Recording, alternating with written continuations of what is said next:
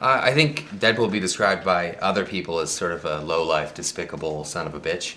I would describe him as God's gift to anti-heroes. He's just the perfect anti-hero.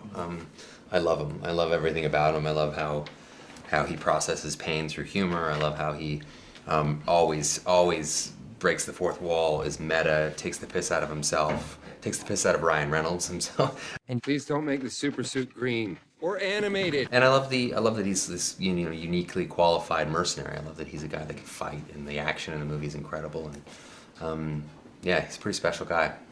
The suit, we had 8 suits, and we destroyed almost every one of them, except the one that I left with was the one I kind of kept alive. But they take a beating, and it's fun. But the suits, yeah, they're uncomfortable. They're not easy to wear all day long. But I loved it because the second I put it on, I felt like I became Deadpool. I didn't need to look at scripts. I didn't need to do anything. I just needed to roll the camera, and I'll just be him. Just go.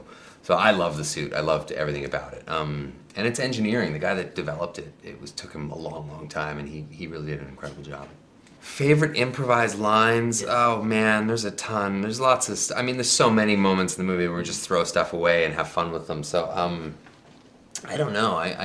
It's hard because you want to talk about the lines that are improvised and all that sort of thing, but you also don't want to do the writers a disservice because those guys worked really hard to create this character, and they're friends of mine, and we wrote and created the script together. So a lot of times myself and Rhett and Paul, the two other guys, we would huddle up between each take and say, what about this? Let's try this. Let's do this. Let's try this. So then I would go out and throw it all against the wall and see what stuck. A lot of people have said that they can't really tell the difference sometimes. But Deadpool's like an alter ego, which means that it's not just what people think. An alter ego is something that's kind of you engage and it turns on and turns off. So Deadpool for me is like once it turns on, it's hard for me to stop it, and then if it's off, sometimes it's hard to get it going. So it's but easy when I'm on set. So. Well, Deadpool's love story is steeped in a revenge story too. I mean the movie has a good deal of it is revenge, and the love of Deadpool's life is in some ways taken away from him, both by them destroying Deadpool's face and skin and nearly killing him, and then also just by they physically kidnap and take her. So it's a bit of a revenge story as well. So I love that because that's a motivating factor that I think is universally relatable. Everybody understands that. I love a person and I don't want any harm to come to them, and I will do everything in my power to make sure that I save them. And that's what Deadpool's MO is. Yeah. His sense of humor is like really acerbic, really pop culture-y. Like he loves to talk pop culture. You'll hear him drop names right out of pop culture all throughout the film. Makes fun of me.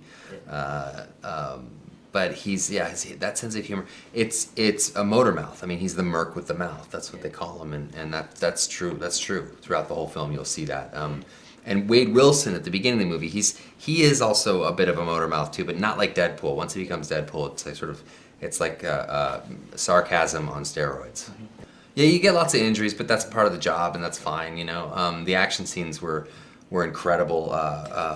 We worked with some incredible stunt coordinators and fight coordinators that really brought something totally different to the table. And one of them works on Daredevil, the Netflix show, and he's a really inventive guy. His name's Phil Silvera. And we loved it. But the action in Deadpool has to be very Deadpool. So every action sequence that we designed or created, we thought, okay, now how do we just throw this up on its ass and do something completely different? And that was the challenge, and that was the fun part. Well, I mean, it could not be coming along at a better time. I mean, we are in the middle of the superhero apocalypse, and there are so many superhero movies out there, and so many of them that are incredibly well done, but take themselves very seriously. And Deadpool is coming along, I think, at the perfect time for audiences, because the audiences that have seen the movie so far, and we've just started showing, one of the audiences wanted us to just play the movie again from the start. And what they love about it, I think, is that they see themselves up there. They're comic book fans, they're superhero movie fans, and Deadpool represents them. And he says and does the things that they wish they could say and do in a superhero movie. And that's why it's coming along, and I think at the perfect time, and that's why it's going to be embraced so heavily.